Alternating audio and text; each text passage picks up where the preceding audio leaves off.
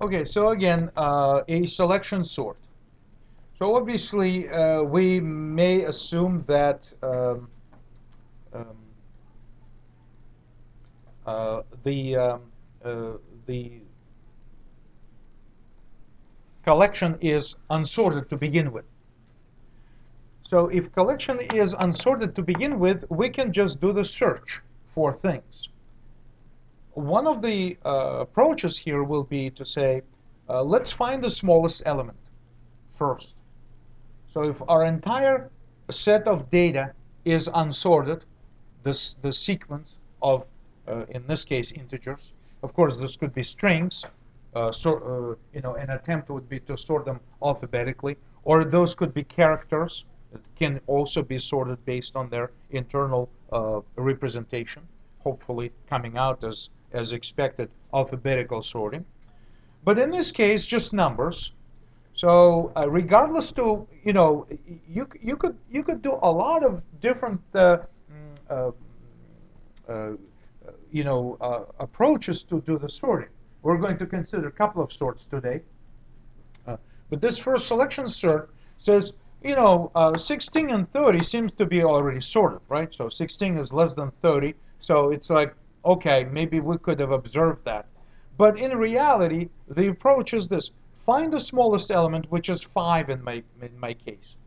And since there is no other option, we can of course use temporary values. But really what's happening is that when we do the sorting, the actual manipulation that we perform most of the time is swapping. In this case, we'll just say, let's swap the first element with the smallest element that we found. So essentially, in this selection sort algorithm, we need to go ahead and perform the scan of the entire collection and make sure that 5 is the smallest number that we can possibly find. And so it ends up over here, but number 16, which was on top now, ends up being in the position where the 5 previously was, because we made a swap between 16 and 5, simply because 16 is at the top of our collection or at the beginning of our collection, and 5 was the smallest number. So 5 is now guaranteed to be in the sorted range and guaranteed to be occupying the proper position in this collection. So the size of the unsorted range shrunk by 1, so it got smaller. The next step to do is, of course, consider the 5 is now the sorted range, and the unsorted range is now smaller. And again, we do the scan, and we store the smallest element in, remember the position of the smallest element, I guess, and then again swap with the top. And so this continues to progress until basically the sorted range becomes the entire collection, and unsorted range essentially drops to empty set of elements. And as the outcome, we should be able to do the sort of the entire collection. So this approach is called selection sort. Okay. So implementation is this. Most of the sorts will employ some sort of nested loops. Because remember, we have basically 2 jobs to do. The first job is to do some scanning through the collection. And the second job is going to be a subset of that scanning, which will be occasionally doing some comparisons. So let's see if we can quickly comment on this selection sort implementation. So basically, we use some temporary variables that we consider to be useful. By the way, this selection sort is just using an array of integers, right? So this is not written for any type of collection. This is just written for an array, for basic Java array, just to demonstrate what the steps we take during this selection sort. So the outer loop, right? If we have nested loops, we typically qualify the outer loops and inner loops in this implementation. So the outer loop basically is based on the index, and index is actually based on the length of our collection.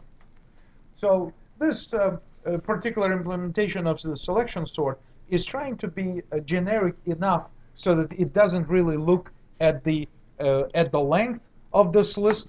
Basically says how many elements would you like to get sorted, and that's why the length of our range to be sorted is passed into the method as an input parameter.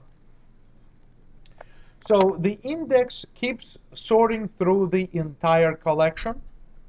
And then what is saying is that let's assume that the smallest element is at index that we're currently looking at. So we're starting at 0, right? We're starting at 0 and say that index 0, let's assume that index 0 points to the smallest element in the list. So this is the first assumption that we make.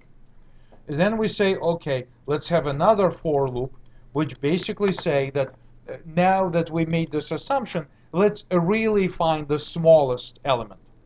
And so inside the loop, we say we need to now scan for index, starting from index plus 1, because, index is the element that we're looking at. Index plus 1 is going to be the next element in that range, which is definitely unsorted. And again, we limit ourselves by the length of the collection that was given to us, and we loop this minimum element index through the entire rest of the collection, and we keep comparing and saying, okay, is this new element less than the one that we assumed is the smallest one? If the answer is yes, then we say, oh no, well, smallest index is now this. If not, we leave this alone and don't change it. And so we make this loop.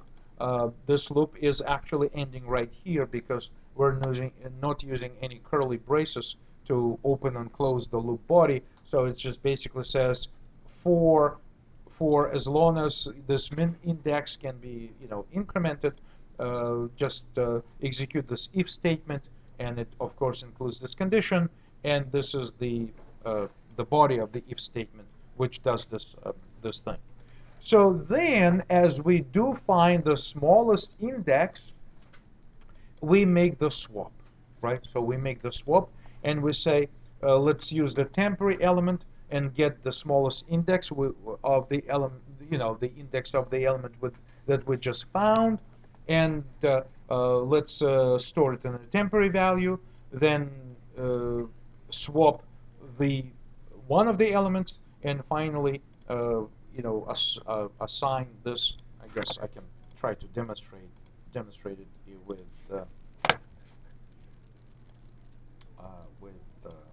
this thing. Just basically, we have this list, right? We have this list, and we found we have this element at the beginning that we need to swap it with something else that happens to be the smallest element. So what we do is that we say, okay, the smallest first we store it temporarily, right, in the temporary location. Then what we do is take this list index and store it over here, right? And finally take temp and store it in this location. So this is what takes place. The 3 assignment statements, which basically do this first, then this one, because if we do this first, we lose the data.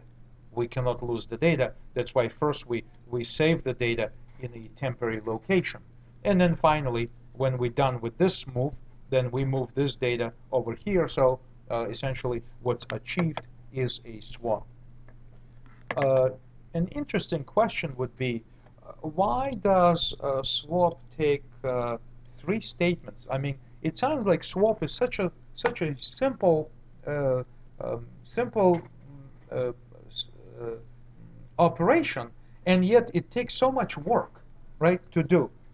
And the answer is, recall that it's your CPU, it's your CPU that does this work, right? So step by step, it says, okay, let's do this part. Then let's do this part. So this would be statement number 1. This will be statement number 2, and this will be statement number 3 that we execute. So each statement will actually take probably more than one instruction on the CPU to execute. But the reason it's so complex all of a sudden to do the swap is that CPU cannot access more than one memory location at a time. And that's the reason why it takes so much work to do the swap. Because if there was a way for CPU to access 2 memory locations at a time, most likely it would be just one statement, like brand new operator that would say swap these 2 numbers. Okay, but unfortunately, the modern CPUs cannot access 2 memory locations using, in one step. That's why we have to do work. We have to tell the CPU where to go, first place, second place, third place, and eventually finish the work. Okay, so that's kind of a curious part of this swap. But anyway, once the swap is done, we advance and essentially we implement what was demonstrated over here. So we start with an entire collection, then the range drops down, then the range drops down again. We do our scanning, finding the smallest element, doing the swap, and continue until we run out of elements to work with.